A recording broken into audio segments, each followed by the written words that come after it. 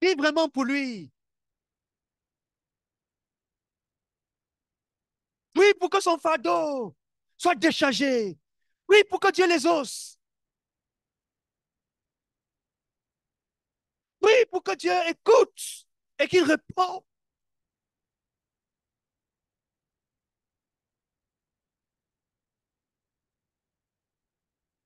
Pour qu'il soit soulagé, pour qu'il soit déchargé, pour qu'il soit joyeux.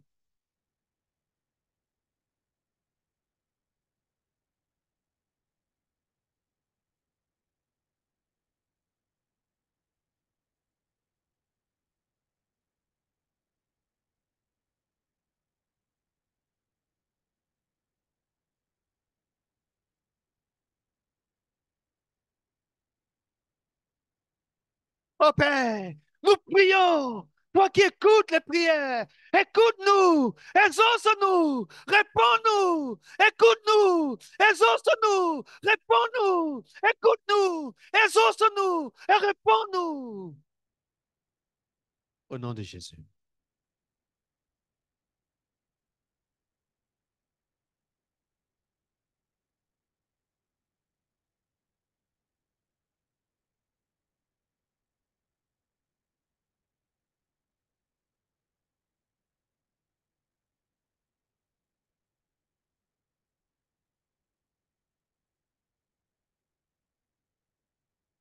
Amen. Alléluia.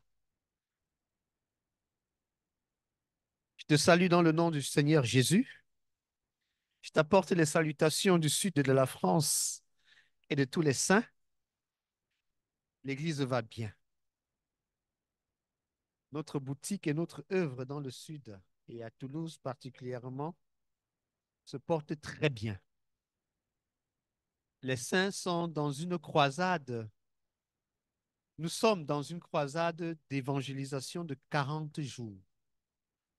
Nous sommes en pleine révolution.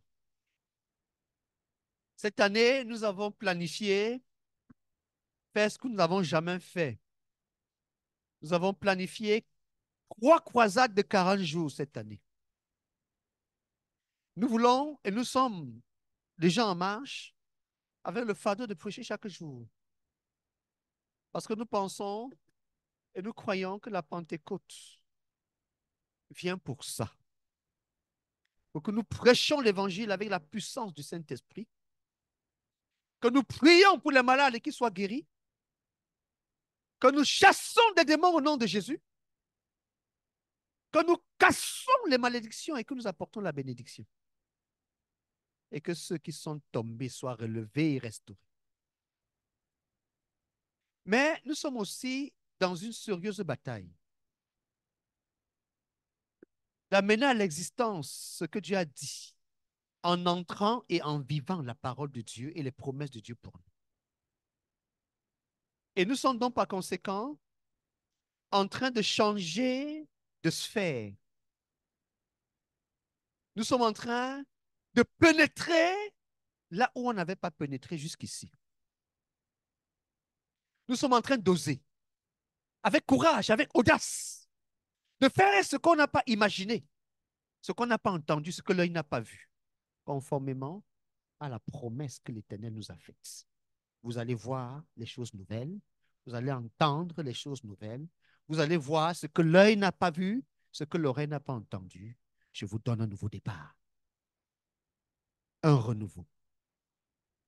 Donc nous ne nous privons pas de croire la parole de Dieu, d'agir conformément à la parole de Dieu, car nous ne vivons plus pour nous-mêmes. Rien ne nous effraie, rien ne nous empêchera. Nous ne nous limitons pas nous-mêmes et nous ne limitons pas Dieu lui-même. Notre foi est donc mise en œuvre pour produire l'œuvre de la foi. J'aimerais t'encourager. Prépare-toi à vivre des choses que tu n'as jamais vécues. Car ton Dieu est vivant et il le fera. Hier, pendant que je suis ici, mes collaborateurs était invité par le maire de l'agglomération toulousaine pour les vœux. Par le passé, je prenais l'invitation, je jetais. Mais Dieu m'a fait grâce et m'a visité et m'a donné l'occasion d'être sage parce que c'est l'occasion d'atteindre quelqu'un que tu n'aurais pas atteint autrement. Et j'ai donc mandaté deux de mes collaborateurs. Ils avaient pour mission, vous allez au vœu du maire. Faites tout pour être en contact avec le maire, pour prendre rendez-vous avec lui. Parce que nous sommes remplis du Saint-Esprit, pour lui aussi, pour qu'il soit sauvé. J'aimerais que tu saches que leur mission a réussi. Ils ont été au vœu, ils ont fait tout, ils ont approché le maire leur a donné la carte de visite. Ils ont noté les emails et les numéros de téléphone. Et le maire a dit, je vous écrirai. Alléluia. Nous prions pour ce maire qui croit. Il fallait aussi qu'on agisse pour qu'il écoute l'évangile d'une certaine manière. Oh frère, si tu pries pour quelque chose, c'est le moment de se lever et d'agir. Les portes sont ouvertes. Ose, aie de l'audace et le courage. Donc j'attends la suite des événements. Pour eux-mêmes, Dieu les a bénis parce qu'ils ont rencontré le conseil municipal là-bas. Une membre de ma délégation, c'était un couple, monsieur et madame. Elle fait les affaires. Elle a une entreprise de cake design qui s'appelle Base Baking. Elle a rencontré un conseiller municipal du maire qui, elle est chargée des entrepreneurs et qui particulièrement favorise un réseau entrepreneur des personnes d'origine africaine. Les contacts sont en cours. Parce que Dieu nous a donné la ville, la richesse de la ville. Et c'est les entrepreneurs, les businessmen et businesswomen qui ont ça en main.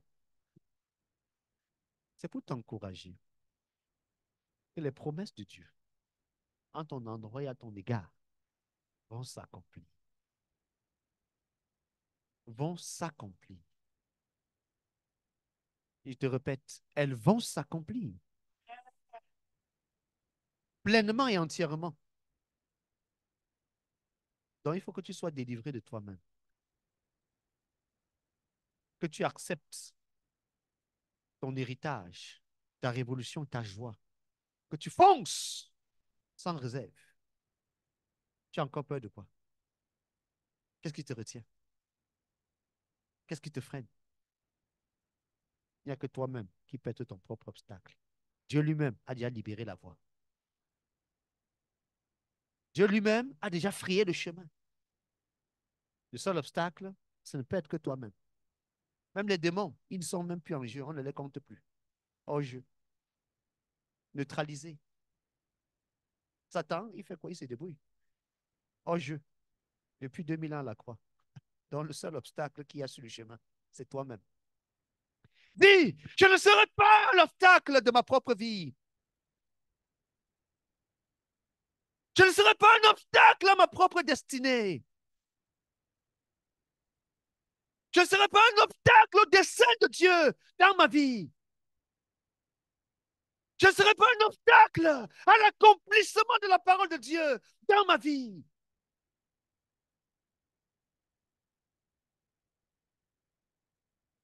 Alléluia. Bien. Donc, on est en phase, n'est-ce pas? Ouvrons alors nos Bibles.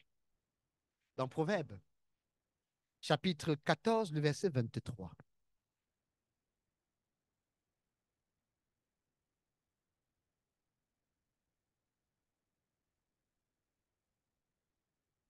Partage ta Bible avec ta voisine si tu n'en as pas de Bible.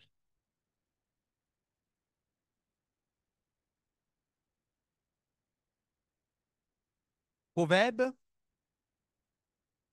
chapitre 14, le verset 23.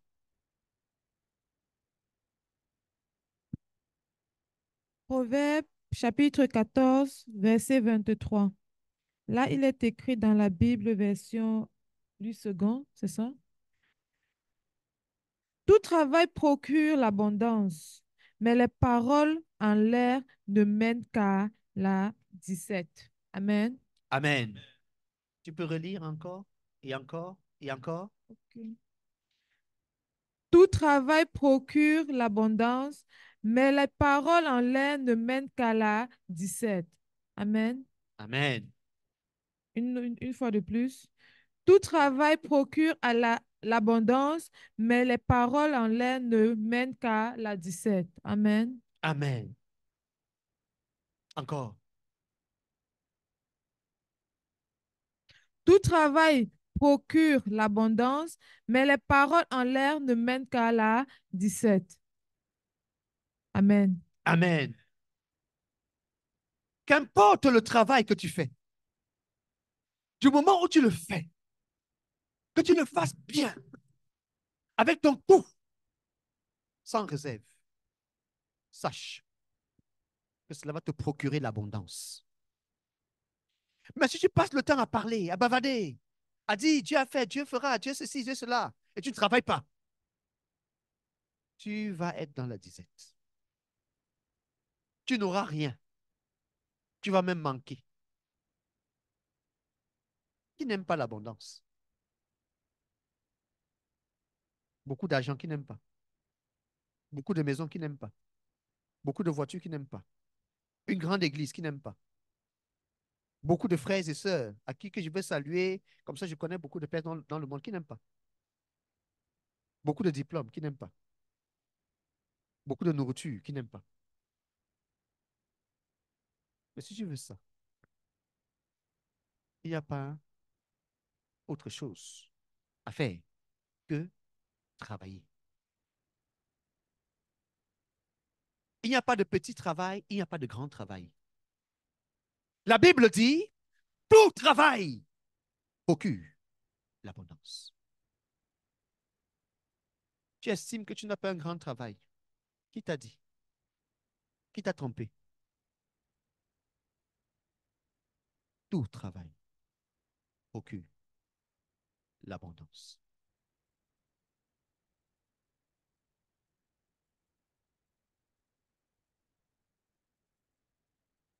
Il suffit que tu travailles. Alors il y aura le facteur multiplicateur de Dieu qui s'appelle la bénédiction. Quand tu travailles, tu es en train de dire à Dieu, bénis alors. Et quand Dieu va bénir, ce qui s'est passé pour Isaac se passera pour toi. Isaac a travaillé. Il travaillait. Et une année, Isaac a travaillé. Et la Bible dit, Isaac a récolté 100 fois le fruit de son travail. C'est ce qu'on appelle l'abondance. S'il ne travaillait pas, Dieu allait bénir quoi? Demande à ton voisin. S'il ne travaillait pas, Dieu allait bénir quoi?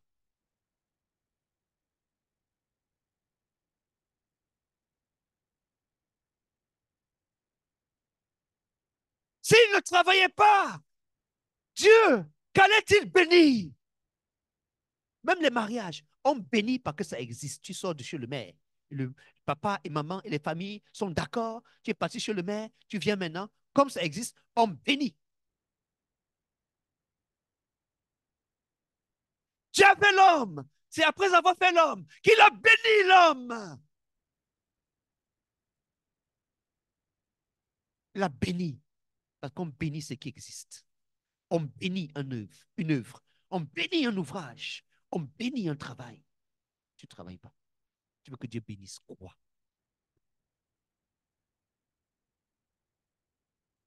Tu ne travailles pas.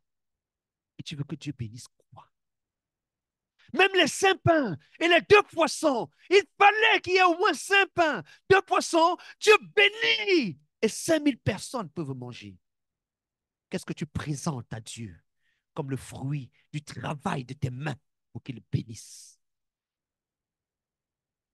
pour qu'il te bénisse, pour qu'il bénisse le fruit de ton travail? Que présentes-tu à Dieu? Que présentes-tu à Dieu? Que montres-tu à Dieu? La Bible ne disait pas, ne venez pas dans la maison de l'Éternel les mains vides. Parce qu'on vient montrer quelque chose à Dieu que Dieu bénit. Dieu veut bénir. Il veut te bénir. Mais que le présent te tue, qu'il le bénisse.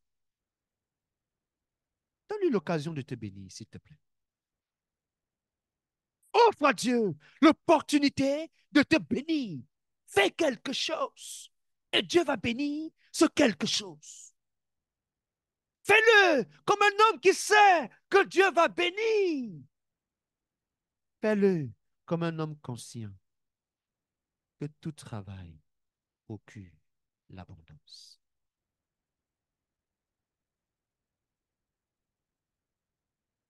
Écoute, frère, qui t'empêche d'avoir ta croisade de 40 jours? Personne.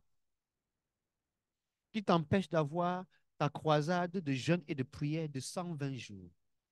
Personne. Qui t'a empêché de lire toute ta Bible en 7 jours? Personne. Qui t'a empêché d'avoir ta retraite de révision de tes études? Personne. Ce n'est que toi qui paies ton propre obstacle. Ce n'est que toi qui peux toi-même te limiter. Pas la peur, pas l'hésitation, pas les doutes, pas les réflexions, pas les questionnements. Bavader, bavader, la disette. Des paroles en l'air. J'irai, je ferai. Et tu n'y vas jamais, tu ne fais jamais. Paroles en l'air. Je m'engagerai. Pasteur, cette fois-ci, je vais m'engager. Cette fois-ci. Et cette fois-ci, tu n'étais toujours pas engagé. Paroles en l'air. Ça procure la disette.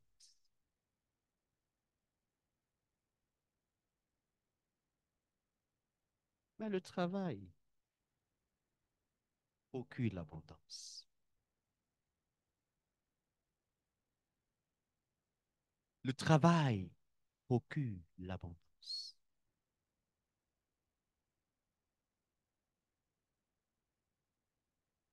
Le travail procure l'abondance. Vas-tu travailler? Vas-tu te résoudre et travailler?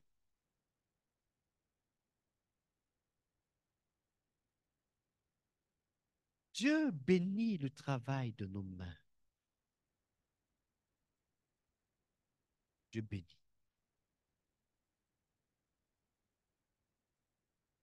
Il bénit. Viens avec moi dans Genèse, Deutéronome. On va lire Deutéronome. Chapitre 24.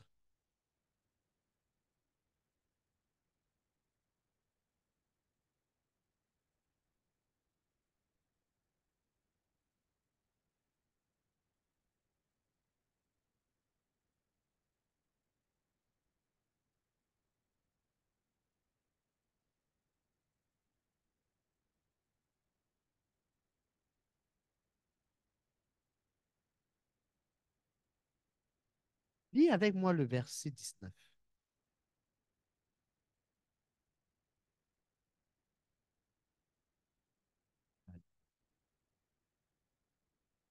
Deutéronome, chapitre 24, le verset 19. Lis ça comme un héros, comme quelqu'un qui, à partir de cette salle à Liège, parle à l'univers.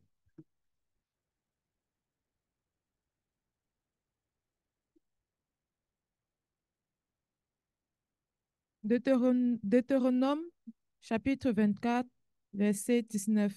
Là, il est écrit, quand tu moissonneras ton champ, je me place en pied.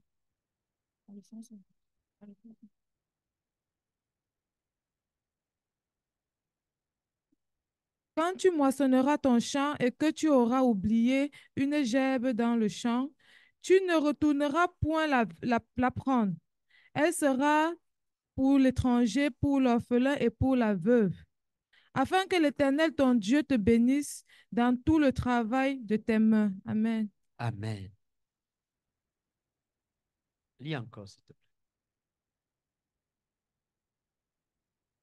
Quand tu moissonneras ton champ et que tu auras oublié une gerbe dans le champ, tu ne retourneras point la prendre. Elle sera pour l'étranger, pour l'orphelin et pour la veuve, afin que l'Éternel, ton Dieu, te bénisse dans tout le travail de tes mains. Amen. Amen. J'aimerais t'expliquer quelque chose. Quand une personne est dans le manque, il vérifie, court, sécurise même les détails. Mais quand une personne est dans l'abondance, alors d'autres personnes peuvent aussi être bénies. Si tu as une marmite pleine de frites avec les boulettes, tu chercheras même ceux qui vont venir manger avec toi parce que tu as l'abondance. Mais si tu n'as qu'un seul plat et quelques boulettes, tu te cacheras même pour manger, de peur qu'on vienne toquer à la porte parce qu'il n'y en aura pas assez.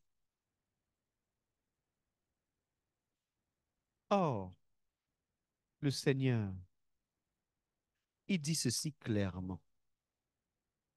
Si tu n'as pas l'abondance, tu prives d'autres personnes de la bénédiction. Avoir l'abondance, ce n'est pas seulement pour soi, c'est pour que d'autres soient bénis. C'est pour que d'autres entrent dans la bénédiction. De cet ordre que Dieu, lui, il bénit le travail de tes mains parce que d'autres bénéficient de ton travail.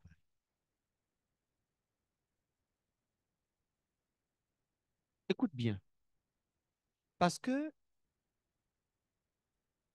ça va t'arriver. Souvent, l'abondance fait perdre la tête au point où on oublie la raison d'être de l'abondance. Quand c'est comme ça, Dieu n'a pas changé de principe. Il t'accélère un peu. Il te précipite un peu. Dieu n'a pas changé de principe. L'abondance, c'est pour les autres qu'ils entrent dans la bénédiction. Quand tu n'as rien pour que d'autres soient bénis, ou quand tu as ce que les autres doivent avoir pour être bénis, tu gardes.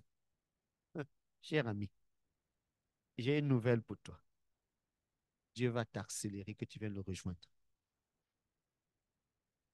Il va un peu précipiter que viens, couvre-moi ici.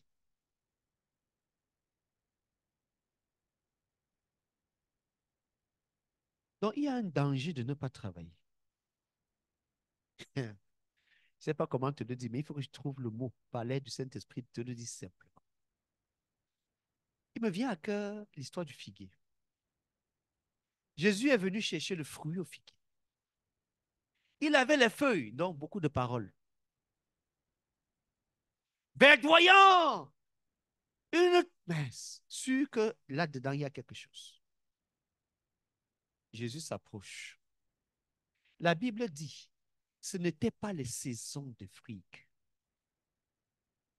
Mais Jésus savait que tu dois produire à temps et à contre-temps. En toute saison, il porte son fruit. Donc, il n'y a pas la question que ce n'était pas la bonne saison, ce n'est pas la bonne période, le temps n'était pas favorable. Qui t'a dit que le temps n'est pas favorable? Quand le Saint-Esprit est là, toujours, toute semaine, tout temps est le temps favorable. Alors Jésus s'approche à côté du figuier. Il ne trouve pas de fruits, pas de figues sur ce figuier. Alors il dit à monsieur le figuier, ou madame le figuier, franchement, pourquoi es-tu ici et tu ne produis pas? Pour que je sois béni, pour que j'utilise tes figues, pour mettre dans mon ventre, prendre l'énergie, le sucre et avancer dans l'œuvre de Dieu. Comme tu veux faire les feuilles, beaucoup de bruit, beaucoup de bavardage, et que tu ne produis pas la raison pour laquelle tu es sur la terre, personne ne mangera de ton fruit. Jésus a accéléré le figuier, a précipité le figuier. Le lendemain, les disciples ont confirmé. Le figuier avait séché. Tu fais quoi sur la terre? Tu veux que Dieu t'accélère, qu'il te précipite? Il va le faire. Il va s'en occuper. Que fais-tu dans cette ville? Tu fais quoi ici?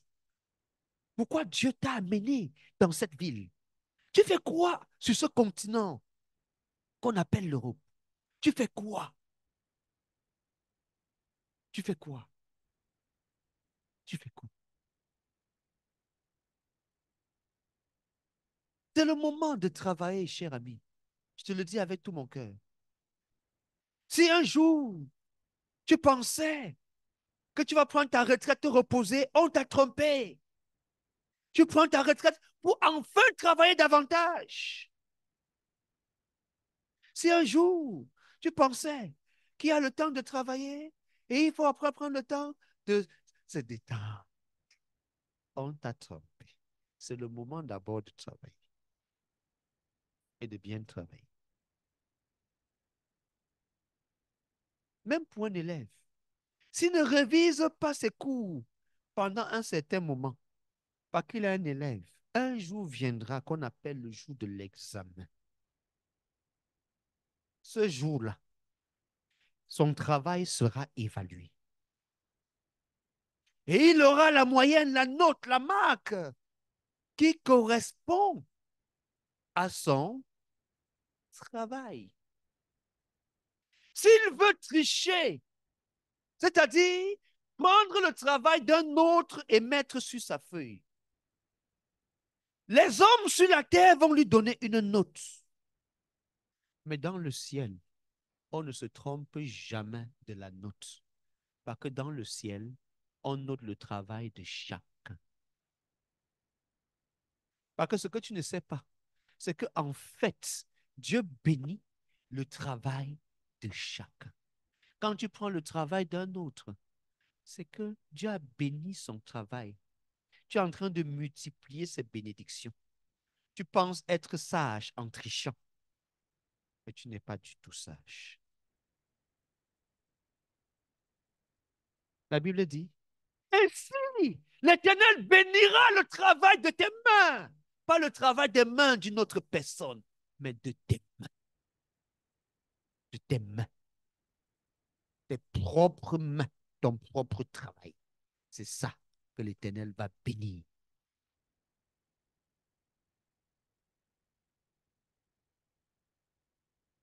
Vas-tu te lever? Vas-tu travailler? Et vas-tu travailler pour que dans l'abondance, d'autres entrent dans l'abondance?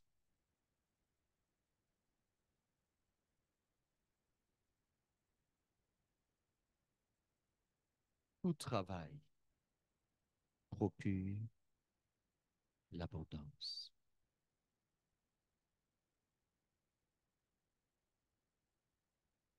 Tout travail procure l'abondance.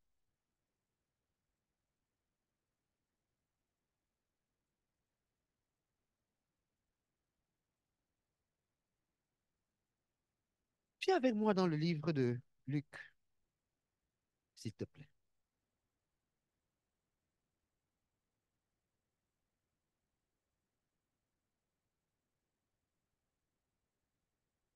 Nous allons lire le chapitre 12, les versets 16 à 21. Je vais lire cette fois-ci.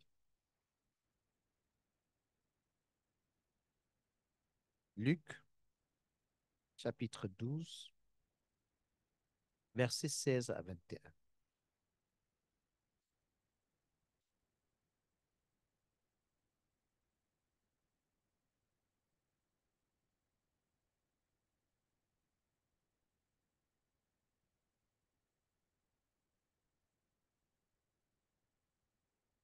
Luc chapitre 12, 16 à 21. Je vais lire cette fois-ci.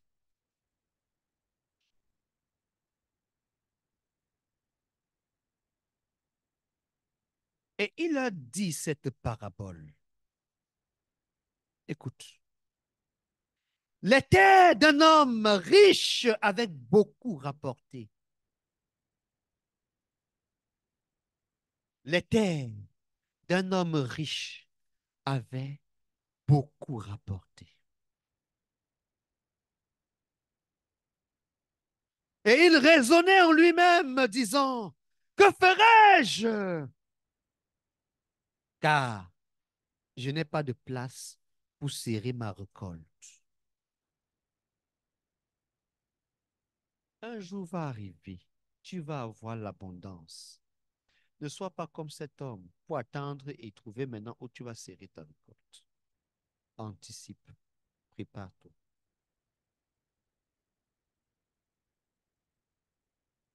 Anticipe et prépare-toi. Tu as prié que le Saint-Esprit vienne. Il est venu pour que tu fasses quoi? Tu devais d'abord répondre à la question avant. Quand le Saint-Esprit viendra, voici ce que je vais faire. Il est donc venu. C'est maintenant que tu réfléchis ce que tu vas faire. Non, tu devais être en train d'opérer, de faire ce que tu as dit que tu devais faire si tu avais le Saint-Esprit. Si j'ai le Saint-Esprit, je vais faire ça. Et alors, le Saint-Esprit est donc venu. Mais si tu n'avais pas réfléchi, planifie vite, pendant qu'il est encore chaud. C'est bouillant. Ah, c'est maintenant qu'il faut planifier. C'est qu'il faut cartonner, qu'il faut bosser, travailler. C'est maintenant. Ce n'est pas demain. C'est maintenant. Dans les terres de cet homme riche ont beaucoup rapporté.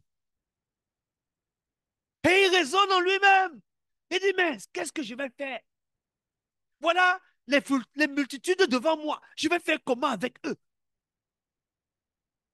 Toutes les brebis là, je fais comment avec eux? Et il raisonne en lui-même. Et il se dit, verset 18, voici, dit-il, ce que je ferai. J'abattrai mes greniers et j'en bâtirai de plus grands. J'y amasserai toute ma récolte et tous mes biens. Et je dirai à mon âme, tu as beaucoup de biens en réserve pour plusieurs années. Repose-toi, mange, bois et te réjouis.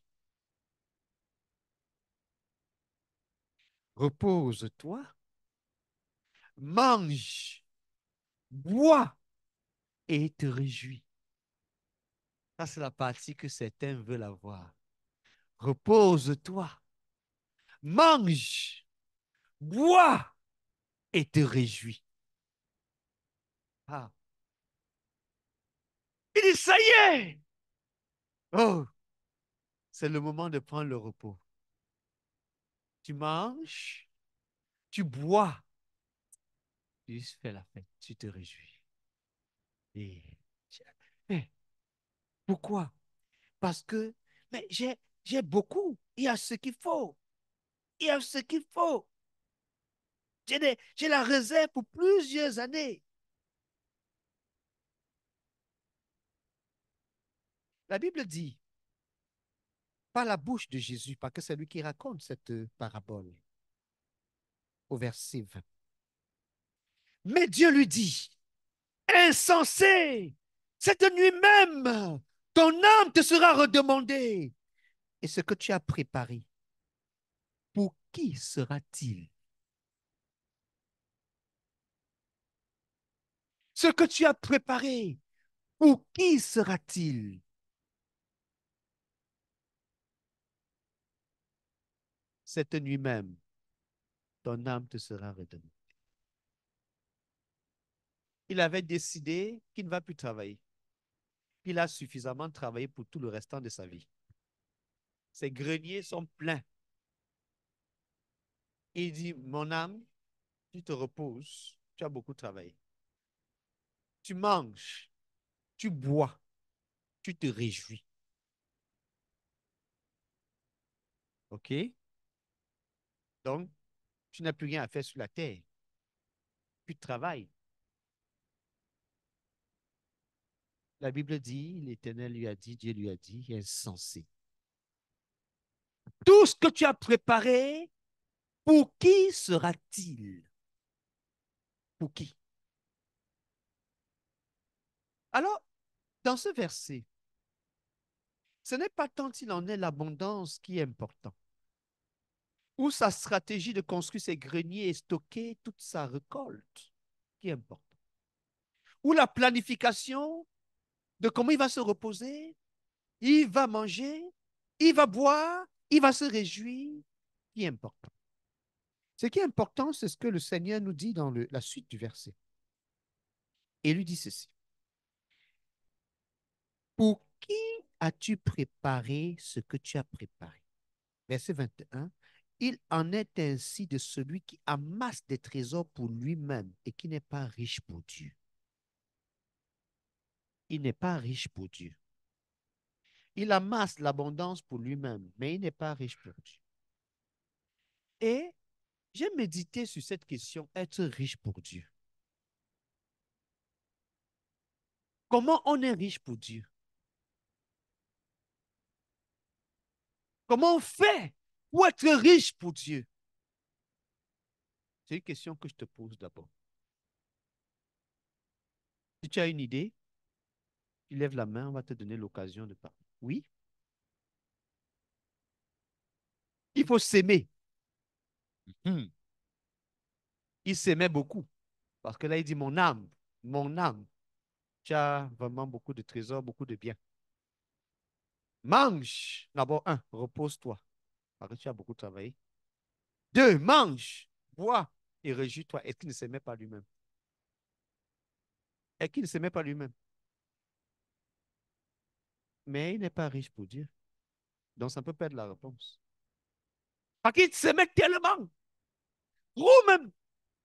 Il a tellement aimé sa personne qu'il a tout oublié. Il a même dit, je ne travaille plus. Mon âme. Il ne parlait pas à une autre personne. Il ne dit même pas lui et sa famille et les enfants. Il dit mon âme. Quand ça, c'est l'amour propre. Il s'aime proprement. C'est-à-dire, il a lavé l'amour pour lui-même. Hein? Mais tu as dit qu'il faut s'aimer, non? Comment faire pour être riche pour Dieu? C'était aimer les autres. Tu parlais de quoi? Ah, de la semence. Ah, il faut s'aimer, pas s'aimer l'amour. Ah, s'aimer. Ouais, ok, vraiment. Hey. Et tu es seulement en train de secouer la tête, tu ne me corriges pas. La semence, la graine qu'on utilise pour s'aimer, pas s'aimer de l'amour. Il s'aimait. Oui. Planter, s'aimer. OK. Il faut s'aimer. Et qu'il n'avait pas s'aimé. Il avait tellement s'aimé que ça a tellement même produit. Mais il n'est pas riche pour Dieu. Comment on fait pour être riche pour Dieu? Aider les autres avec ce qu'on a. Les autres commencent par lui-même. Pas seulement ça. OK? Il faut servir. Servir les autres. OK? Dites-nous quelque chose. On est ensemble, non? On partage la parole. Si ça te plaît, dis aussi ce que tu penses, ça va nous plaire.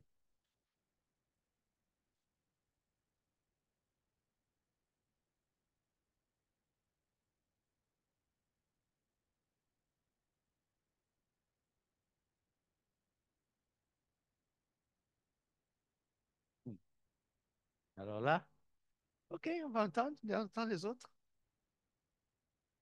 Oui, consacrer ce qu'on a à Dieu.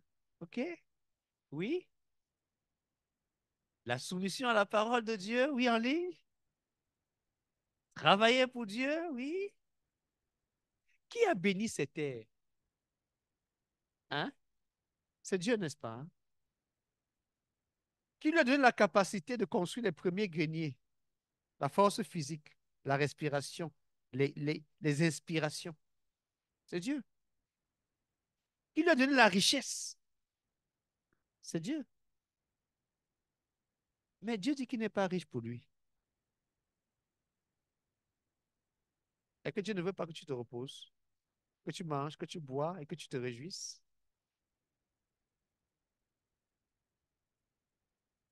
Et qu'il ne dit même pas que l'ouvrier mérite son salaire, que tu mangeras la sueur de ton front. Mais il n'est pas riche pour Dieu. Qui d'autre a une idée? Il y a quelque chose à dire? Oui.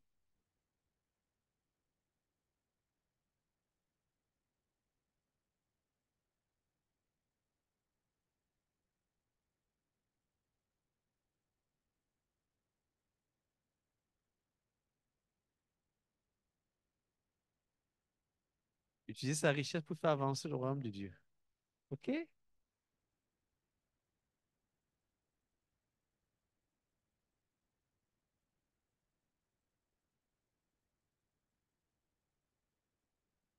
Hmm. Partager, c'est bon.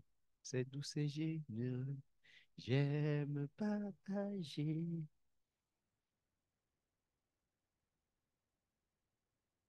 La réponse est dans le verset, dans la Bible, pas ailleurs. L'Éternel dit, pour qui sera-t-il? Pour qui sera-t-il? Un homme qui ne produit pas des hommes n'est pas riche pour Dieu.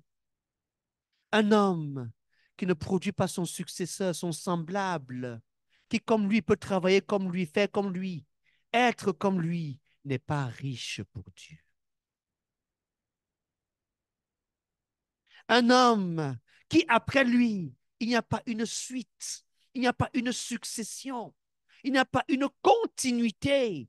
Cet homme n'est pas riche pour Dieu. Après toi, il y aura qui? Après toi, il y aura qui? Tu as construit des gratte-ciels. Ton compte est bourré de fric. Mais après toi, il y aura qui? La richesse pour Dieu n'est ni matérielle, n'est ni financière. Elle est exclusivement humaine. Dieu veut les âmes des hommes pour les transférer dans son royaume. Voilà la seule richesse de Dieu. Voilà la seule richesse de Dieu. Voilà la seule chose qui est riche pour Dieu. Voilà la seule chose pour laquelle Dieu a payé le prix. Voilà la seule chose qui tient le cœur de Dieu, pour lequel son propre fils est mort. La seule chose pour laquelle son propre fils est venu souffrir et mourir. La seule chose sur laquelle il a quitté son trône. Il est descendu sur la terre des hommes. Il s'est humilié. Pas pour que tu aies un compte bancaire bourré. Pas pour que tu aies des maisons et des voitures. Pas pour que tu achètes des terrains et que tu amasses tes trésors, tes réserves, tes récoltes dans des greniers. Il est venu pour que les hommes soient sauvés. Il est venu pour que les hommes soient sauvés. Il est venu pour que les hommes sauvent d'autres hommes. Il est venu pour que l'évangile soit propagé pour un but, pour que les hommes entrent dans son royaume. Tout ce que tu peux avoir, tout ce que tu peux faire, tout ce que tu peux être, s'il n'y a pas un successeur, quelqu'un de semblable à toi, qui peut prendre la suite et la continuité, produire ton identique, tu n'es pas riche pour Dieu. Tu n'es pas riche pour Dieu. Et quand tu n'es pas riche pour Dieu, comme le figuier, il va bien plaire à l'Éternel de t'accélérer un tout petit peu, de te précipiter un tout petit peu, que tu le rejoignes, car ta place n'est plus sur la terre des hommes. Si tu veux prier, lève-toi et prie.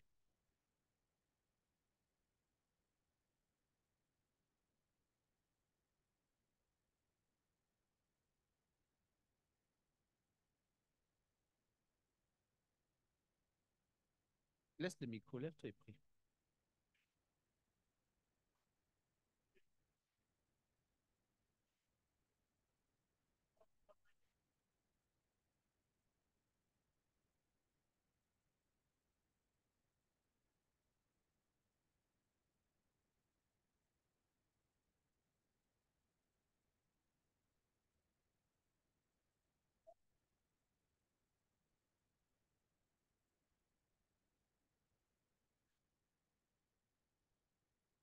Amen.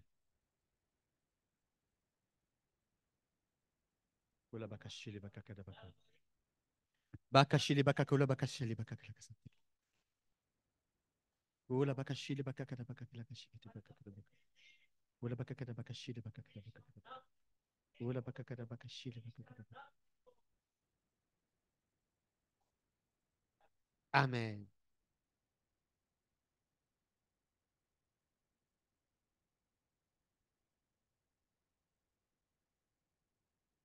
Au nom de Jésus. Au nom de Jésus. Bikashile bakakala bakasante likata baka. Ele bakakala kasante de bakakala bakashikite baka. Kukala kasante de bakakila kashikite bakakala bakasante. Au nom de Jésus. Amen.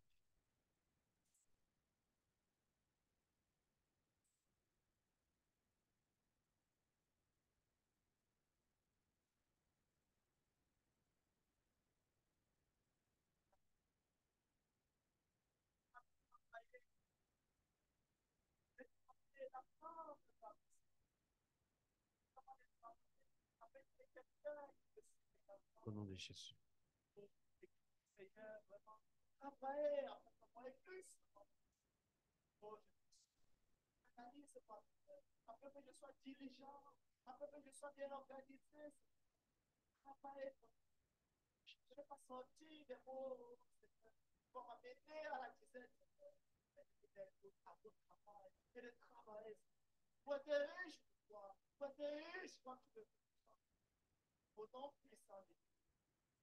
Amen.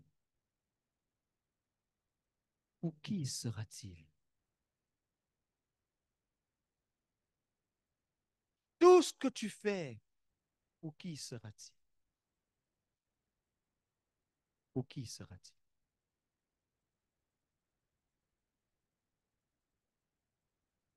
Ta propre vie là, pour qui sera-t-elle cette vie?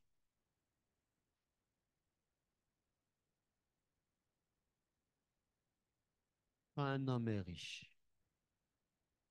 Il est riche en homme. Ainsi, il est riche pour Dieu.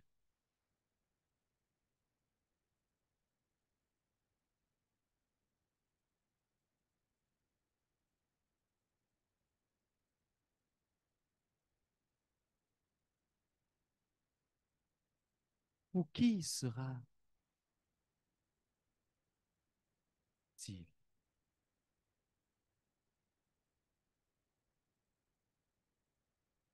Pour qui sera-t-il?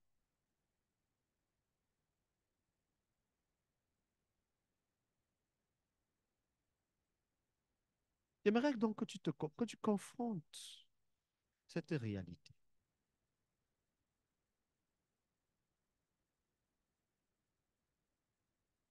Le figuier a été maudit parce qu'il ne produisait pas. L'arbre ne mange pas ses propres fruits. Il produit pour le propriétaire de l'arbre, pour le propriétaire du champ, pour les oiseaux dans le ciel et les animaux des champs, pour le voleur qui passe par là pour cueillir quelques fruits, pour la terre sur laquelle le fruit pourri va tomber pour fertiliser l'arbre pour les hommes. L'arbre ne mange pas son propre fruit. Cet homme veut se reposer. Il veut manger, il veut boire, il veut se réjouir. Il lui a dit que l'arbre mangeait ses propres fruits. Il est comme un arbre planté près d'un courant d'eau. Ce courant d'eau, ce courant, c'est le Saint-Esprit. Quand tu es connecté, tu es branché au Saint-Esprit. La Bible dit, son feuillage ne flétrit point.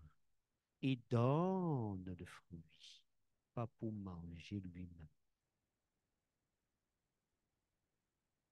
pour que d'autres s'en servent. Même les oiseaux viennent picorer le fruit. Les animaux des champs, comme des singes, viennent prendre le fruit. Le fruit lui-même tombe sur la terre pour fertiliser la terre quand il est pourri. Le propriétaire du champ vient cueillir le fruit. Le propriétaire de l'arbre vient cueillir le fruit. L'arbre ne mange pas son propre fruit. Un arbre donc qui ne porte pas de fruits est comme un arbre qui mange son propre fruit. Il n'a pas une place sur la terre des hommes. On doit donc l'accélérer un tout petit peu. Un homme qui ne produit pas d'autres hommes pour que cela serve au ciel, pour que cela serve aux hommes sur la terre des hommes, est inutile.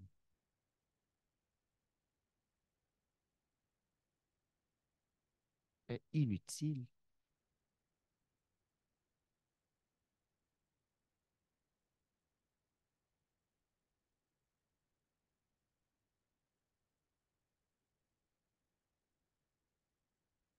Que vas-tu faire avec cette parole de Dieu?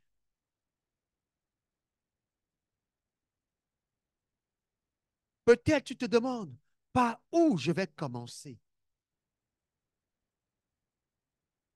Ou tu te dis, c'est fort, c'est puissant, c'est secouant, bouleversant.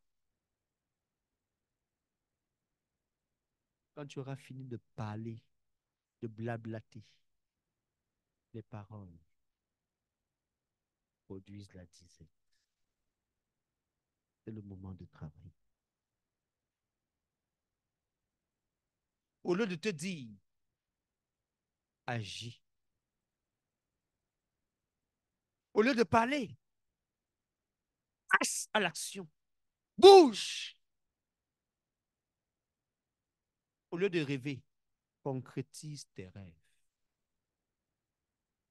Tu as planifié, exécute ton planning.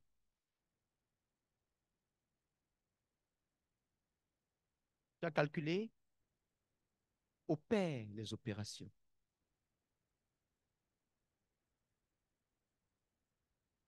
Ce n'est plus le moment de dire, ah, quel puissant message. Vraiment, le Seigneur est bon. Il m'a fait grâce. Ce dimanche alors, c'est mon dimanche. Non, le culte était merveilleux. C'est plus le moment. Que feras-tu avec ce message?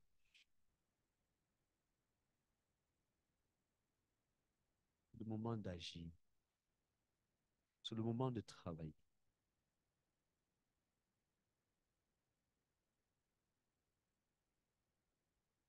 J'espère par la grâce de Dieu être ici dans 4 mois. Je ne sais pas si je vais vous trouver dans cette salle ou à la maison ou dans une salle plus grande ou dans les rues. Mais j'espère ne pas vous trouver au même endroit, ni au même niveau.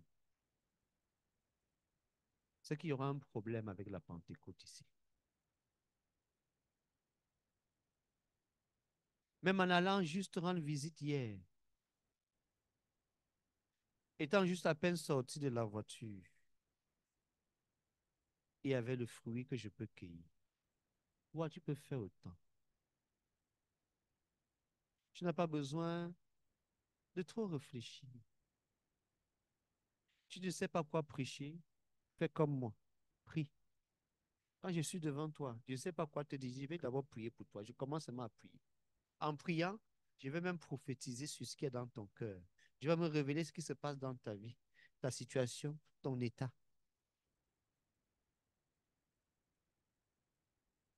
Toi aussi, tu peux et tu dois. Bouge,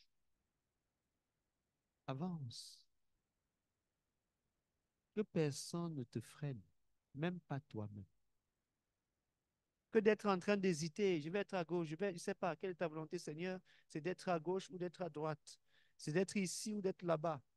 C'est le bavardage, c'est la perte de temps, c'est le moment de travailler.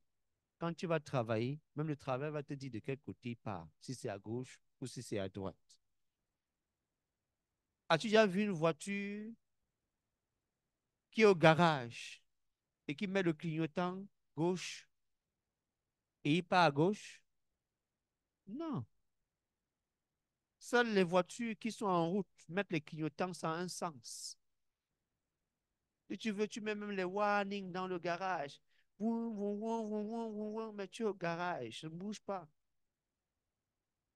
Mais si tu es en route, tu mets le warning, on peut même s'arrêter pour comprendre. Tu as un problème, tu es en détresse, il y a un souci, on peut t'aider. Si tu mets le clignotant en gauche, tu pars à droite, quelqu'un va klaxonner, pip, pip, pip. Pour que tu te réveilles, tu as pris la mauvaise direction, tu n'as pas bien indiqué. Même pour te diriger dans la vie, pour t'aider, t'ajuster, te corriger, tu as besoin de te mettre en mouvement. Même pour que ta vie soit utile entre les mains de Dieu, pour que les miracles se produisent, que les gens guérissent, que les gens soient délivrés, tu as juste besoin de te mettre en mouvement. C'est tout. Pas de blablater, je pas à gauche, je pas à droite, tu es toujours assis, tu es toujours là. Tu regardes là tes pieds, bon, je vais porter quoi aujourd'hui, je vais porter quoi demain, qu'est-ce que je vais manger demain, oui, et on va même, ce sera quoi la semaine prochaine, les vacances, je vais les passer où, et mon compte à quel niveau, est-ce que mes primes sont arrivées, et le nouveau travail, et tout ça là, tu bavardes. Il faut travailler. Quand tu vas travailler, quelqu'un qui s'appelle comptable va venir dire, monsieur, je vais compter pour vous. C'est pas toi qui l'as appelé, lui-même va te chercher, il va te, on dit quoi, courtiser, démarcher, voilà le mot. Il va te démarcher. Monsieur, je remarque que vous avez beaucoup. Vous avez besoin d'aide? Vous voulez un comptable? Je suis un expert comptable. Je comptais déjà pour les autres, je peux compter pour vous. Ton travail va le faire venir. C'est même pas toi qui vas le chercher. Le banquier va t'appeler, mais monsieur, je constate que il y a beaucoup de, il y a tel produit que vous pouvez faire, il y a tel placement que vous pouvez faire. Et que tu allais le chercher. C'est ta production, ton travail qui va le recruter. Le travail recrute les hommes. Ton travail recrute d'autres hommes, des couvriers, des assistants, des serviteurs, des aides. Le travail produit les ressources matérielles, financières, humaines. Et tu dois être riche pour Dieu. Nous allons prier et nous arrêter. Parce que je considère et je crois que tu as beaucoup de travail à faire. Moi aussi, j'ai beaucoup de travail à faire. Donc, il faut savoir arrêter le bavardage comme je vais m'arrêter. Pour aller et on verra le fruit de ton travail dans 4 mois. Alors parle au Seigneur de cœur à cœur.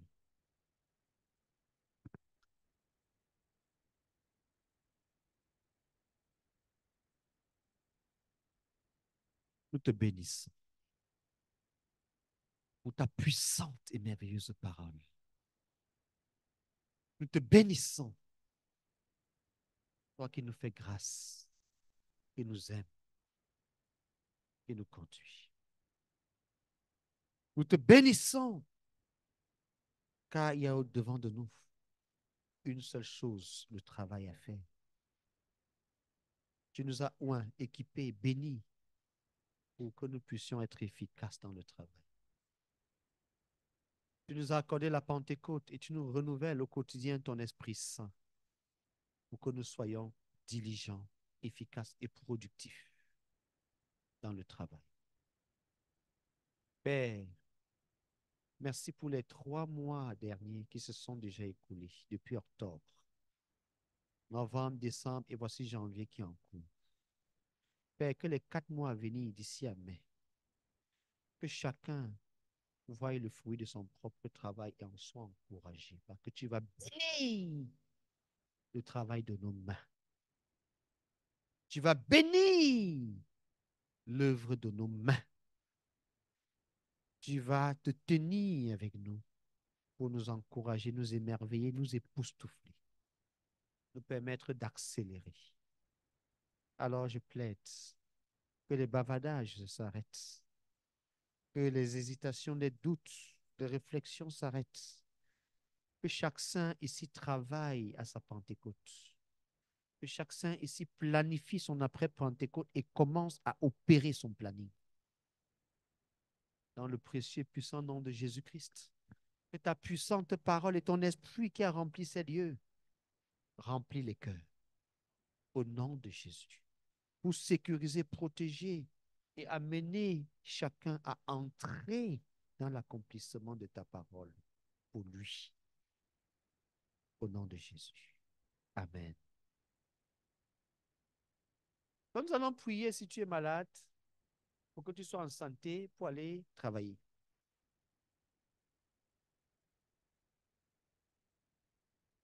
Nous allons prier pour cela, s'il y a besoin. Si tu as des questionnements qui peuvent t'empêcher d'aller travailler, nous allons les répondre. You can stop it. Comme ça, nous allons prendre le temps pour que tu aies tout ce qu'il te faut.